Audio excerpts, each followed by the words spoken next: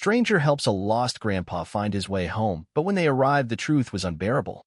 The old man didn't know where he was, but worse, he didn't know why he was there. He stood on the side of a quiet road, eyes squinting at the blurry shape of houses wrapped in the golden haze of a fading sun. His fingers trembled, not from the summer breeze, but from the overwhelming sensation of not belonging. Not here. Not anywhere. Cars passed. Dogs barked behind white fences. A boy on a skateboard zipped by without looking twice. No one stopped. No one noticed the confusion clinging to the man like his old, dusty cardigan. Except one.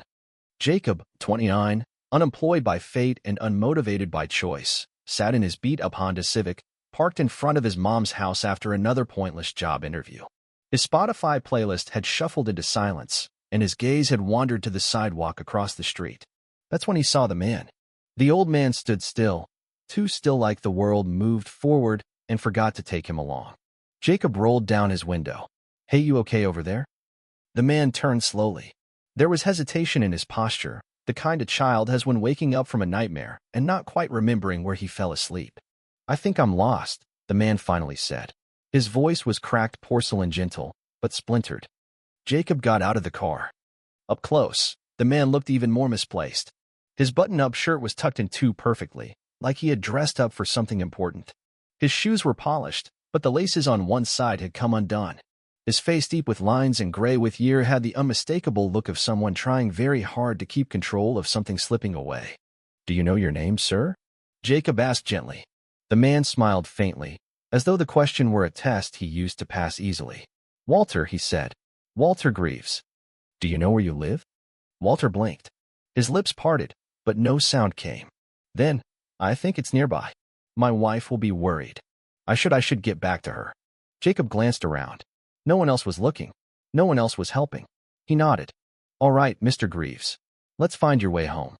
Walter's smile bloomed like spring, fragile but warm. "You're a good man." Jacob tried not to wince. "Let's hope so." They started walking, side by side, Walter pointing down streets with cautious conviction, like someone following breadcrumbs that only he could see. "Do you work around here?" Walter asked, a few blocks in. Jacob shrugged. "Not right now.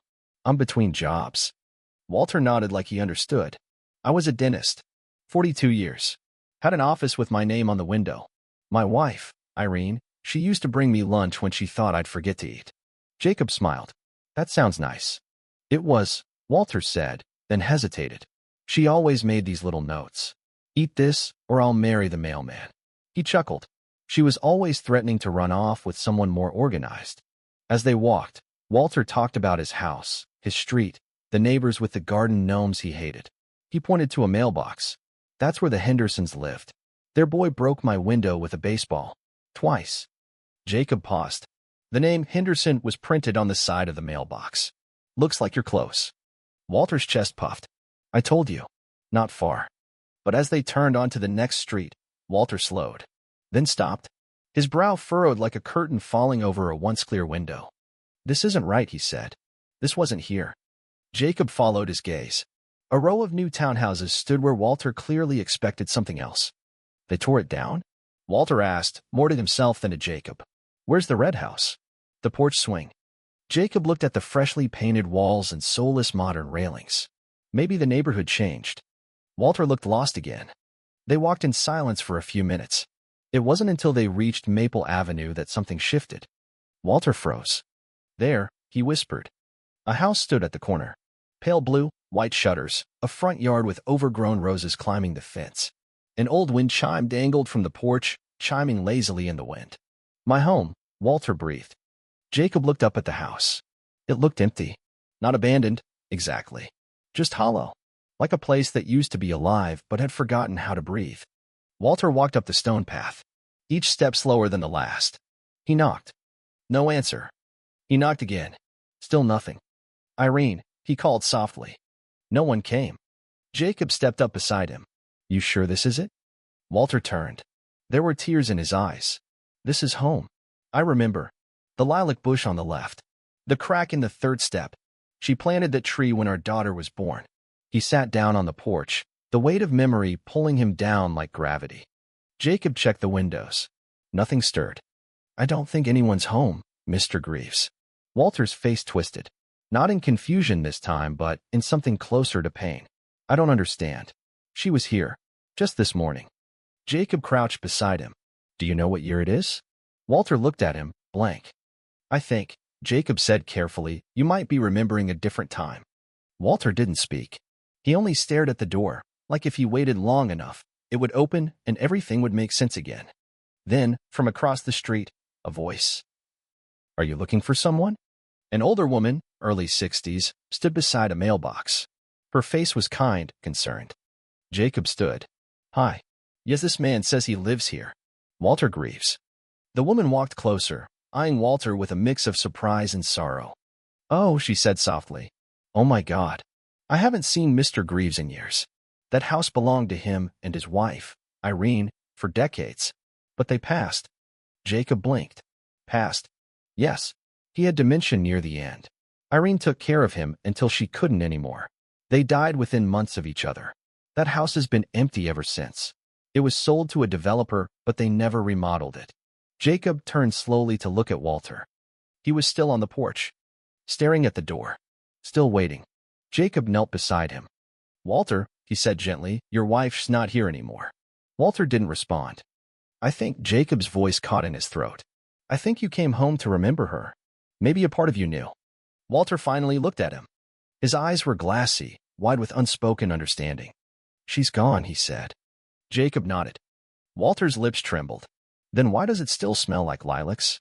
Jacob swallowed the lump rising in his throat. Maybe she left that behind. For you.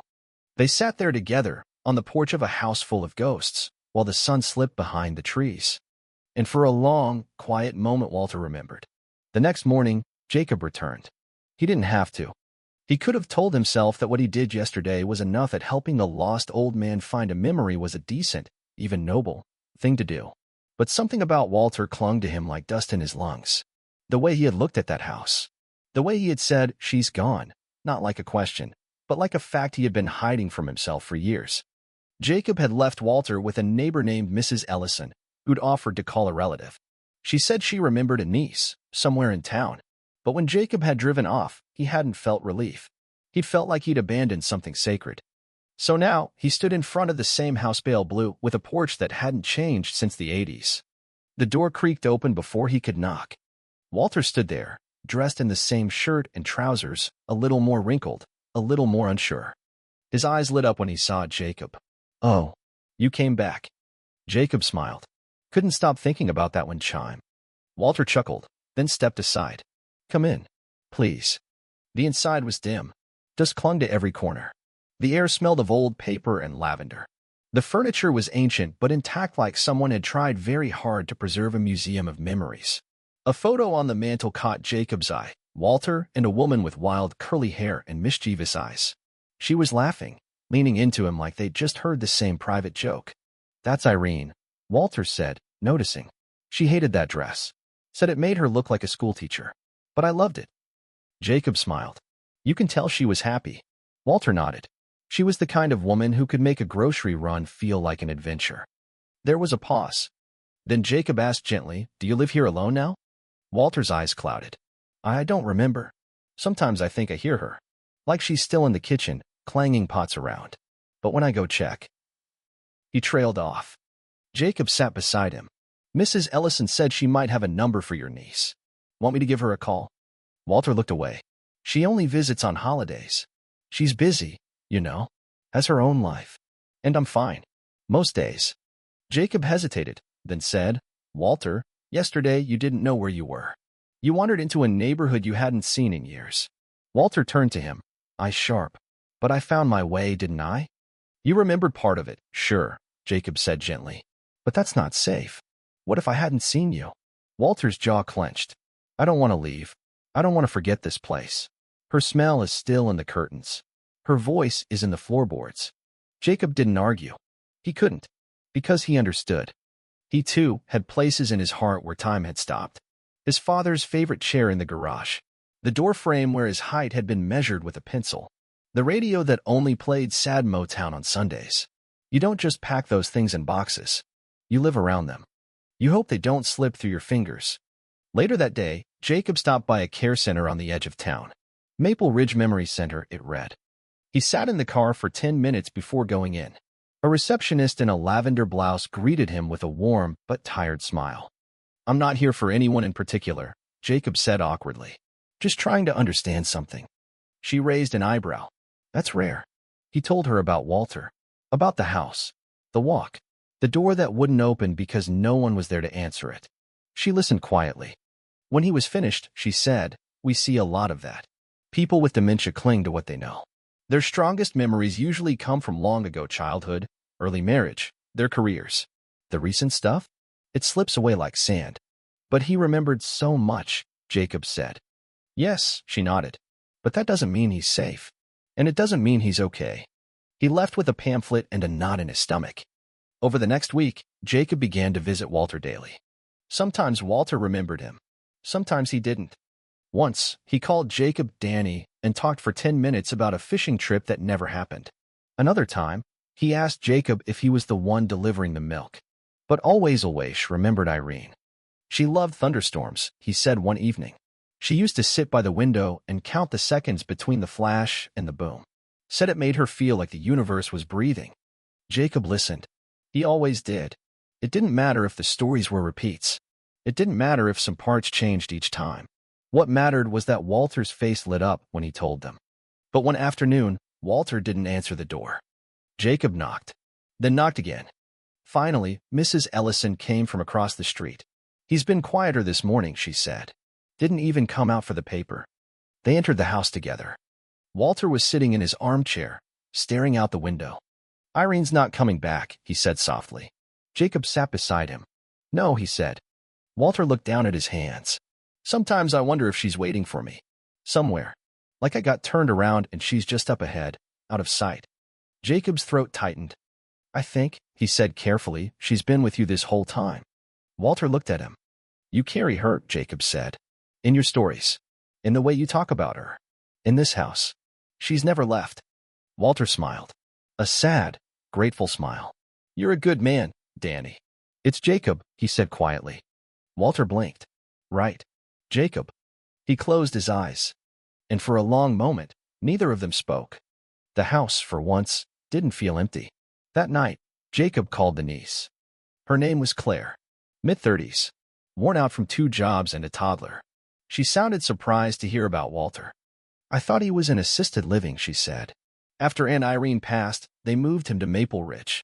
He's not there, Jacob said. There was silence. Then a sigh. I'll come get him. Jacob hung up and looked around the house. The chipped photos. The old couch. The scent of forgotten dinners and lilacs. He knew Walter couldn't stay, but somehow it still felt like betrayal. Claire arrived the next morning. Walter didn't remember her. She hugged him anyway. Hey, Uncle Walt, she whispered. You look good. He smiled politely. Have we met? She blinked, fighting tears. Yeah, a long time ago. I used to climb your apple tree, and you'd yell like it was the end of the world. He laughed. Sounds like me. Jacob helped them pack. It didn't take long. Walter hadn't changed anything in years. He didn't own much. Just memories wrapped in dust. Before they left, Walter walked into the kitchen one last time. He stood by the stove. Irene used to make lemon pie here, he said softly. She'd hum while the crust baked. Off-key, every time. He turned to Jacob. You think she'll forgive me? For what? Jacob asked. For forgetting, Walter said. Jacob's voice cracked. She already has. Walter nodded. He reached into his pocket and handed Jacob something, a photo of him and Irene, young and laughing in a sunflower field. She'd want you to have this, he said. Jacob took it. Walter smiled. And then he left. The house sat empty again. The wind chime still moved. But it sounded lonelier now. Jacob stood on the porch long after they were gone, photo in hand, heart heavier than he expected. Sometimes, helping someone find their way home means realizing that home is not a place. It's a person. And sometimes, that person is gone. But the love that stays. Always. Weeks passed. The house at the corner of Maple Avenue remained quiet. Jacob still drove by sometimes, she didn't know why. Maybe out of habit. Maybe out of guilt. Maybe because part of him still expected to see Walter out on the porch, waving like nothing had changed. But the porch stayed empty. No new owners. No real estate signs. just the wind chime, spinning softly in the breeze, playing a broken tune that seemed to belong more to memory than sound. One evening, as the sky burned orange and pink behind a row of sleeping rooftops, Jacob parked in front of the house and got out. He walked the old stone path like he had a dozen times before, sat on the steps, looked out across the street where Mrs. Ellison's porch light flickered on like clockwork. He reached into his jacket and pulled out the photo Walter had given him, the one with Walter and Irene in the field of sunflowers. He looked at it so many times it had started to fade. But the smile stayed. The laughter. The feeling. He leaned back and let his head rest against the old wooden column. He missed the old man. 1 week later, a letter came. Addressed to him. The return label read, Claire Danvers. Inside was a short note, handwritten. Dear Jacob, thank you. I know we didn't get to talk much. I was in a hurry. I'm always in a hurry these days. But you need to know something. Uncle Walter remembered you. He talked about you all the way to Maple Ridge. He said you were a kind soul. He said you reminded him of someone he used to know long ago. He asked if you'd visit him there someday. He said the world needed more people like you, people who don't walk away when things get inconvenient. I visited him this morning. He was quieter. He didn't talk much. But he held your photo in his hands the whole time. Not the one of him and Aunt Irene. The one the nurse took of you two on the porch together. He keeps it by his bed now. I just wanted you to know. Claire. Jacob sat at his kitchen table for a long time, holding the letter. It was strange the way people came and went in life. How sometimes, just by noticing someone, just by sitting with them, listening, you could become a permanent part of their story, even if you never meant to. That week, Jacob visited Maple Ridge. He brought a lemon pie. It was homemade. Pearly. The crust cracked. The filling was uneven. It leaned a little on one side like it had slept wrong. But Walter lit up when he saw it. Smells like home, he whispered. They sat together in the garden behind the building. Walter didn't remember Jacob's name, but he smiled when he saw his face. And when Jacob handed him the fork, his hands trembled just enough to make Jacob want to steady them. You look just like my dentist, Walter joked. Jacob laughed. You wouldn't want me anywhere near your teeth. Walter squinted up at the sky. Good weather for Irene's lemon pie. Jacob nodded. She would have liked today. Walter looked at him. Then, for just a flicker of a second, something surfaced in his eyes. Recognition. Warm. Clear. You came back, he said softly. Jacob's throat caught. I told you I would. They didn't say much after that. They didn't need to. Over the next few months, Jacob became a regular visitor. Maple Ridge wasn't the sterile, joyless place he feared. It was full of life in its own quiet way. Card games. Garden therapy. Laughter that echoed down the halls at odd hours. And Walter had good days and bad. Some days he called Jacob Danny. Other days he asked about the war, even though he'd never fought. But sometimes, rarely, Beautiful Eye remembered the porch, the pie, the walk through the neighborhood with the stranger who didn't keep walking. Once, he said, I was lost, and you brought me home. Jacob tried to hold back the tears. You weren't lost, he said. You were just on your way. Winter came. Then spring. The house on Maple Avenue was finally sold. Jacob stood across the street and watched a young couple move. Ina baby cradled on the father's chest, a dog barking in the back seat of the car. Life, moving on. He could have walked away. But instead, he crossed the street, knocked on the door. The woman who answered looked startled but friendly. Hi, Jacob said. Sorry to bother you. I knew the man who lived here before. His name was Walter Greaves. He was dentist, right? She said, smiling. We found a box of old tooth molds in the attic. Creeped my husband out. Jacob laughed. Yeah, that sounds like him. Did you want something from the house? Before we donate stuff. He hesitated. Just the wind chime. If that's all right. She nodded. It's yours. Jacob took it down carefully. Held it in his hands. It was old, a little bent, but still rang when the wind passed through it.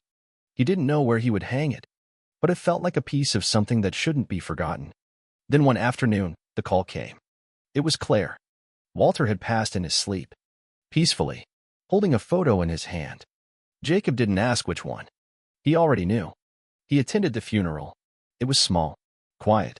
A few family members. One neighbor. A nurse. Claire spoke, and then gestured toward Jacob. He stepped forward, cleared his throat, looked at the gathering of strangers, and said, I didn't know Walter very long, but I knew him deeply. I met him on a sidewalk when he was lost. But the truth is I think I was the one who needed direction. And Walter gave that to me, without even knowing it." He paused. "Walter taught me that home isn't a place. It's the people you hold in your heart." And he held his wife, Irene, so tightly that even when memory faded, the love stayed. He stepped down. No applause. No tears. Just silence. The good kind. The kind that lingers with warmth. After the service, Claire handed him a sealed envelope. "Uncle Walter left this. It's not much, but he wanted you to have it." Inside was a handwritten note. "Jacob, you were a stranger, but not for long. Thank you for helping me find my way home, even when I didn't know I was lost. I hope you find your own, too. Keep the wind chime." Irene always said it sounded like laughter when it caught the breeze. "Yours, Walter." Jacob stood on his porch that night, the wind chime hanging from the corner beam, singing softly. He closed his eyes, and for a moment he swore he heard Irene laugh. Spring melted into summer, and Jacob changed. Not all at once. Not in some dramatic, movie moment way, but slowly, deeply like roots growing beneath the surface of a cracked sidewalk. He took a part-time job at the local community center, helping with transportation and companionship for the elderly. He wasn't sure what drew him there at first. Maybe guilt, maybe longing, maybe it was just the need to feel like he mattered somewhere. But soon, it became more than that. There was a woman named May who couldn't stop talking about her garden from 1982. A man named Howard who asked the same question every 10 minutes and still laughed every time Jacob answered with a joke. And a woman named Ruth who hadn't spoken in months until Jacob brought her a sunflower. Walter's wife loved sunflowers, he told her quietly. Ruth touched the petals, and then she whispered, "Mine too." The days became richer. Not easier, but fuller. Jacob stopped counting the hours and started remembering the people. He carried Walter's wind chime in his car for weeks before he found the perfect place to hang it outside the community center's small garden bench. It caught the wind at just the right angle, like it had been waiting to sing again. One day, a young volunteer named Tanya sat beside Jacob as he watched the breeze play with the chime. "You look like you're thinking about something heavy," she said. Jacob smiled. "Just someone I used to know. Someone close." He nodded. "Yeah, closer than I realized at the time." Tanya looked at the chime. "It's pretty." She said it sounded like laughter, Jacob said. Tanya tilted her head. "She." Jacob leaned back. "Walter's wife." Tanya blinked. "Walter was your friend," Jacob said simply. "Unexpected one." There was a pause. Then Tanya asked, "You ever think about what home really is?" Jacob looked at her. "All the time," he said. And he meant it. That summer, Jacob got his first full-time offer in over a year from a nonprofit that provided elder care advocacy. Claire had written a recommendation letter, so personal and heartfelt. The director called him within hours. He said yes without hesitation. On his first official day, he wore a button-down shirt Walter would have appreciated, and tucked a small photo into his wallet, the one from the porch, of him and Walter sitting together, eyes on the sunset. He didn't show it to anyone. He didn't have to. It was just for him. A reminder that sometimes, the people who change your life aren't the ones who stay forever. Sometimes, they're the ones who arrive just long enough to point you in the right direction. 3 months later, Jacob found himself walking a familiar path. Maple Avenue hadn't changed much. The couple in Walter's old house had painted the shutters green. The porch had new flowers. A small swing for their daughter now hung from the front tree. Jacob stood on the sidewalk, watching. Not with sadness. With peace. He wasn't here to mourn. He was here to remember. The new owner stepped outside with a watering can and spotted him. "Hey," she called. "Chime's still singing. Just like you said." Jacob smiled. "Told you. It's got stories in it." She nodded toward the porch. "Want to come up?" Jacob shook his head. "No. I'm just passing through." She waved, then turned back to her flowers. Jacob took a slow breath and walked on. One evening in early fall, Jacob sat on the bench near the chime, listening to the sound Irene had once loved. The sun dipped low.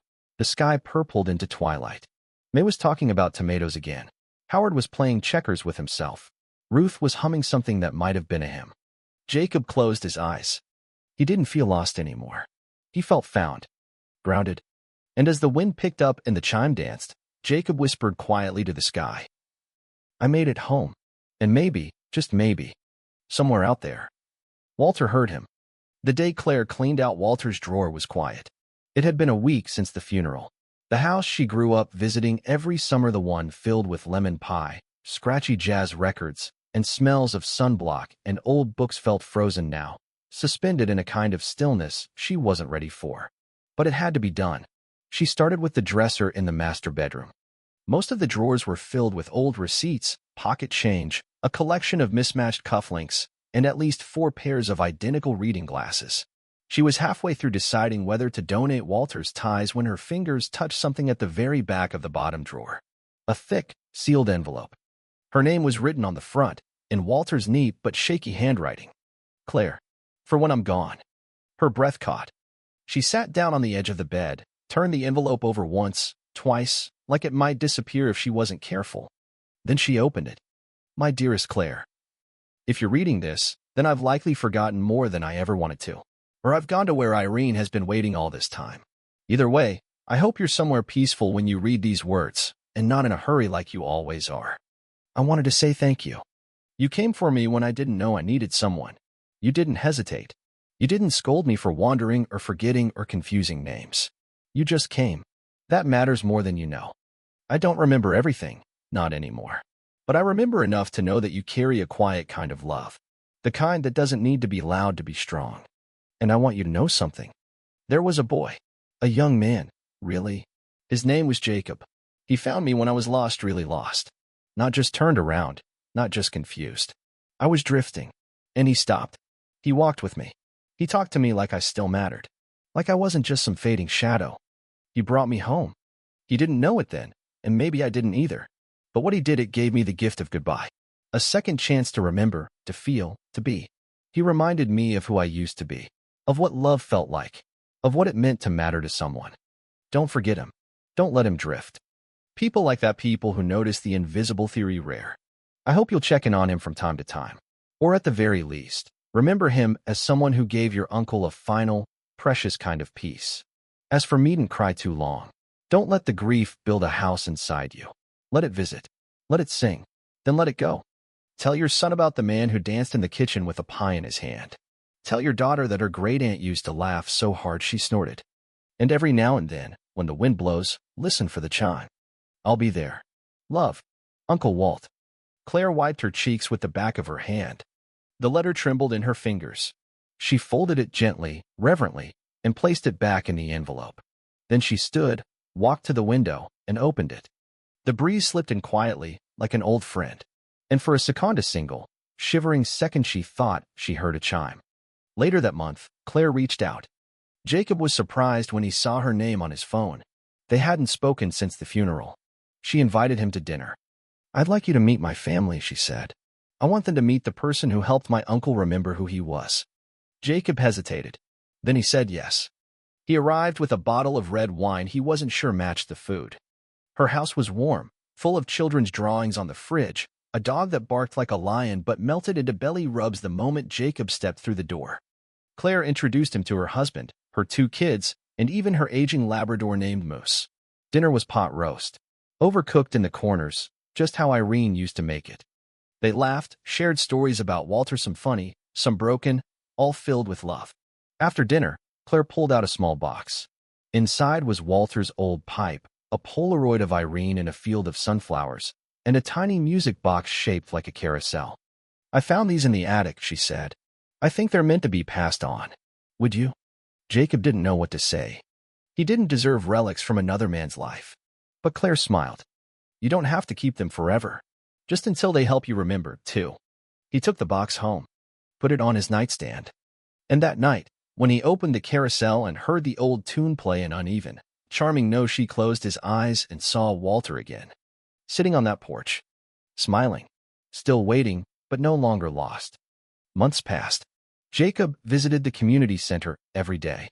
He started a new program, Walk With Me, a volunteer-based initiative where young people were paired with seniors for weekly walks, conversations, memory sharing. He told the kids, you don't have to fix anything. Just walk. Just listen. And they did. Photos appeared on the bulletin board, teenagers laughing with women in wheelchairs, young men pushing strollers alongside elderly veterans. Stories flowed. One day, a teenager named Jalen said, I didn't know old people could be funny. Everyone laughed. But it stuck. Something shifted. Respect became real. Connection became normal. And Jacob, quietly, without making noise, became the reason behind it all. One late autumn day, he returned to Maple Ridge. He hadn't been in a while. A new resident, Mr. O'Connell, had just moved in. Former jazz drummer. Sharp tongue. Bad hearing. Great stories. Jacob brought him a small gift, a sunflower in a ceramic pot. Mr. O'Connell frowned at it. "You trying to make me sentimental, kid?" "Just giving you something to argue with," Jacob replied. They both laughed. When Jacob left, he passed by Walter's old room. It had a new number on the door now. New bed. New chair. But the window was the same. So was the sky outside. Jacob touched the door gently with 2 fingers and whispered, "Thank you." Then he walked away. But just before he turned the corner, the wind picked up, and from somewhere far away, so soft, so distant, the sound of a chime rang through the air. Clear, warm, full of laughter, like someone saying, "I'm still here, and always will be."